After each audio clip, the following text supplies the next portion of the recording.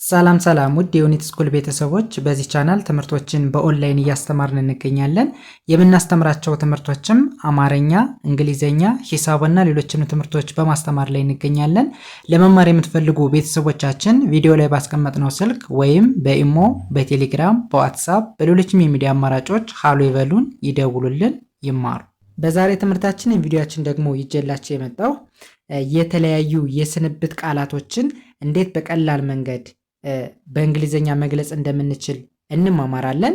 እንግዲህ ወደዚህ ትምህርት ከማምጣታችሁ በፊት መጀመሪያ 34ቱ የአማርኛ ፊደሎች በየትኛው የእንግሊዘኛ ሌተር ወይም ደግሞ ፊደል ተተክተው ይነበባሉ የሚለውን ጠንቅቀን ማወቅ፣ ከዛ ወደዚህ ትምህርት ወይም ቪዲዮ ብንመጣ በጣም በቀላል መንገድ መጻፍ ማንበብ እንችላለን ማለት ነው። ኦኬ ወደ ትምህርቱ ስንሄድ እንደነገርኳችሁ ከዚህ ጋር የምታዩቸው የተለያዩ የስንብት ቃላቶች ናቸው። በተለያየ ጊዜና ቦታ የምንጠቀምባቸው የስንብት የአማርኛ ቃላቶች ናቸው። እኛ ዋናው ፎከስ የምናደርገው እያንዳንዱን የአማርኛ ቃላቶች እንዴት ወደ እንግሊዘኛ በቀላል መንገድ ያለምንም ስፔሊንግ ችግር መጻፍ ማንበብ እንችላለን ወደሚለው እንሄዳለን ማለት ነው። ኦኬ ከመጀመሪያው ስንጀምር የመጀመሪያው የአማርኛ ቃል ምን ይላል? መልካም ቀን። መልካም ቀን ብለን በእንግሊዘኛ በቀላል መንገድ ለመጻፍ ብንፈልግ እንዴት በቀላሉ መጻፍ እንችላለን ወደሚለው ስንሄድ ከኛ የሚጠበቀው ከዚህ ጋር የምታዩቸውን የተለያዩ የአማርኛ ፊደሎችን ወይም ደግሞ እያንዳንዱን የአማርኛ ፊደሎች በየትኛው የእንግሊዘኛ አልፋቤት ወይም ደግሞ ሌተር ተተክተው ይነበባሉ የሚለውን ማወቅ ብቻ ነው የሚሆነው ማለት ነው። ኦኬ መልካም። እሺ ከመጀመሪያው ስንጀምር የመጀመሪያዋ እንደምታዩት ኤም ነች፣ ሁለተኛዋ ኢ ነች። ኤምኢ ምን አይነት ድምፅ አለው? መ ተብሎ ይነበባል። መ ማለት የመ ቤተሰብ ሆና የመጀመሪያ ፊደል ማለት ነው። ስለዚህ መን ኤምኢ ብለን ነው የምንጽፍ ማለት ነው። እንደምታዩት ተነባቢው ኤም ነው፣ አናባቢው ደግሞ የመጀመሪያ ፊደሎች ኢ ነው ማለት ነው። ስለዚህ ኤምኢን መ ብለን እናነባለን። ኦኬ ከዛ ኤል እንደ ል ይነበባል ወይም ደግሞ ል ሚል ድምፅ አለው። እሺ ኬኤ እንደ ካ እናነባዋለን ወይም ደግሞ ካ ሚል ድምፅ አለው። ኤም እንደ ም ይነበባል። በአንድ ላይ ስናነበው ምን ተብሎ ይነበባል? መ ል ካ ም መልካም መልካም ብለን ማንበብ ቻል ማለት ነው። ኦኬ ወደዚህኛው ስንሄድ ኬኢ እንደምን ይነበባል? እንደ ቀ እናነባዋለን ወይም ደግሞ ቀ ሚል ድምፅ አለው። ኤንን እንደ ን ማንበብ። ስለዚህ በአንድ ላይ ቀን ቀን ቀን ብለን እናነባዋለን። ኦኬ ሙሉ ሲነበብ መልካም ቀን መልካም ቀን ማለት ይቻላል ማለት ነው። ኦኬ ወደ ሁለተኛው ስንሄድ የሁለተኛውስ ምን ይላል? አርኤ እንደምን ይነበባል? እንደ ራ ይነበባል ወይም ደግሞ ራ ሚል ድምፅ አለው። እሺ ኤስ ለብቻዋ እንደ ስ እናነባታለን ወይም ደግሞ ስ ሚል ድምፅ አለው። ኤችን እንደ ህ ማንበብ፣ ኤን እንደ ን ትነበባለች። ኦኬ ከዚህ በኋላ በጣም ቀላል ነው። አገጣጥመን ስናነበው ራ ስ ህ ን ራስህን ራስህን። ኦኬ ወደዚህኛው ስንሄድ ቲኢ እንደ ጠ ይነበባል ወይም ደግሞ ጠ ሚል ድምፅ አለው። ቢን እንደ ብ ማንበብ እንደ ብ ስድስተኛ ፊደል ስለሆነ ተነባቢ እንጂ አነባቢ የለውም። ስለዚህ ቢ ብለን እንጽፋለን። ኬን እንደ ቅ ማንበብ እንደ ቅ። ኦኬ ከዛ በአንድ ላይ ስናነበው ጠ ብ ቅ ጠብቅ ጠብቅ። ሙሉ ሲነበብ ራስህን ጠብቅ ራስህን ጠብቅ ማለት ብንፈልግ በዚህን አይነት መንገድ መግለጽ እንችላለን ማለት ነው። መልካም ወደ ሶስተኛው ስንሄድ የአማርኛው ቃል ምን ይላል? መልካም ረፍት ይላል። ስለዚህ ወደ እንግሊዘኛ እንዴት ቀይረን እንጽፋለን ወደሚለው ስንሄድ ኤምኢ ማን ተብሎ ይነበባል ብለናል? ኤምኢ መ ተብሎ እንደሚነበብ አይተናል። መ እንላለን። ኤልን እንደ ል እናነባለን ወይም ደግሞ ል ሚል ድምፅ አለው። ኬኤ እንደ ካ ይነበባል። ኤምን እንደ ም ማንበብ እንደ ም። ስለዚህ በአንድ ላይ መ ል ካ ም መልካም መልካም። ኦኬ ወደዚህኛው ስንሄድ ኢ ለብቻዋ ማን ሚል ድምፅ አላት? ኢን ብለን እንጽፋለን ወይም ደግሞ እንደ ትነበባለች። አርኢ እንደ ረ ማለት የረ ቤተሰብ የመጀመሪያዋ ፊደል ስለዚህ አርኢ እንላለን። ኤፍን እንደ ፍ የመጨረሻዋ ቲ እንደ ት። ኦኬ በአንድ ላይ ሲነበብ ረ ፍ ት እረፍት እረፍት።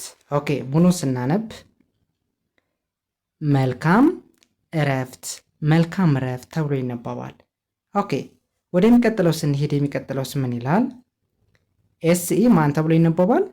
ኤስኢ የሰ የመጀመሪያው ፊደል ሰ ብለን እናነባዋለን ወይም ደግሞ እንደ ሰ ይነበባል። ኤልኤ ላ የሚል ድምፅ አለው ወይም ደግሞ ላ ብለን እናነባለን። ኤምን እንደ ም ስለዚህ ምን ይላል? ሰ ላ ም ሰላም ሰላም። ኦኬ ወደዚህኛው ስንሄድ ኤችዩ እንደ ሁ ይነበባል ወይም ደግሞ ሁ ብለን እናነባለን። ኦኬ ከዛ ከዚህ ጋር ጂ ያለ ቦታዋ ነው የገባች ወይም ደግሞ በስተት ነው የገባች። ኤንን እንደ ን እናነባለን እንደ ን። ስለዚህ በአንድ ላይ ስናነበው ሁ ን ሁን ብለን እናነባዋለን። እንደነገርኳችሁ ጅን አስወጧት። ምክንያቱም ሁን ብለን ስንጽፍ ሁ እንደምን የሚነበብ ኤችዩ ብለን ነው የምንጽፈው። እንዲሁም ደግሞ ን ለማለት ኤን ብቻ በቂ ነው። ስለዚህ ጅ ያለ ቦታዋን የገባች ማለት ነው። ስለዚህ እሷን አስወጡልኝ። ስለዚህ ጅን አስወጥተን ስናነበው ምን ይሆናል ማለት ነው? ሁ ን ሁን ተብሎ ይነበባል። ኦኬ ሙሉ ስናነበው ሰላም ሁን ሰላም ሁን ብለን ማንበብ ቻልን ማለት ነው። መልካም ወደሚቀጥለው ስንሄድ በተመሳሳይ ኦኬ ይህንን ቃል በተደጋጋሚ አይተነዋል። ኤምኢ ማለት መ ነው ብለናል ወይም ደግሞ እንደ መ ነው የሚነበበው። ኤልን እንደ ል ነው የምናነበው። ኦኬ ኬኤ እንደ ካ ወይም ደግሞ ካ የሚል ድምፅ አለው። ኤምን እንደ ም። ኦኬ አሁን ኤምኢ እንደ መ ይነበባል ካል፣ ኤል እንደ ል፣ ኬኤ ካ የሚል ድምፅ አለው ካል፣ እንዲሁም ደግሞ ኤም እንደ ም ይነበባል ካልን በአንድ ላይ ስናነበው መ ል ካ ም መልካም መልካም ብለን ማንበብ እንችላለን ማለት ነው። ኦኬ ወደዚህኛው ስንሄድ ደብሊው ዩ ማን ተብሎ ይነበባል? እንደ ው ማለት የወ ቤተሰብ ሁለተኛዋ ፊደል። የሁለተኛ ፊደሎች ደግሞ አናባቢው ማን ነው? ዩ ነው ማለት ነው። ስለዚህ ደብሊው ዩ እንላለን። ኤልኦን እንደ ሎ በአንድ ላይ ሎ ውሎ። ኦኬ ሙሉ ሲነበብ መልካም ውሎ መልካም ውሎ ብለን ማንበብ ቻልን ማለት ነው። ኦኬ ወደሚቀጥለው ስንሄድ የሚቀጥለውስ ምን ይላል? በተመሳሳይ ኤምኢ መ ነው ብለናል። ኤልን እንደ ል ማንበብ። እሺ ኬኤ ማን ተብሎ ይነበባል ብለናል? እንደ ካ ይነበባል ብለናል። ኦኬ እንዲሁም ደግሞ ኤምን እንደ ም።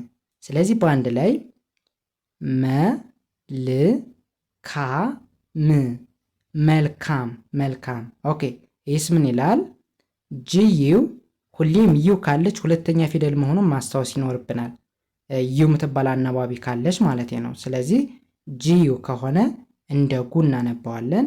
እንዲሁም ዜድኦ ከሆነ እንደ ዞ። ስለዚህ በአንድ ላይ በቀላሉ ጉዞ ጉዞ ብለን እናነባዋለን። ኦኬ በአንድ ላይ መልካም ጉዞ መልካም ጉዞ ብለን ማንበብ ቻልን ማለት ነው። አማርኛውም በተመሳሳይ መልካም ጉዞ ይላል።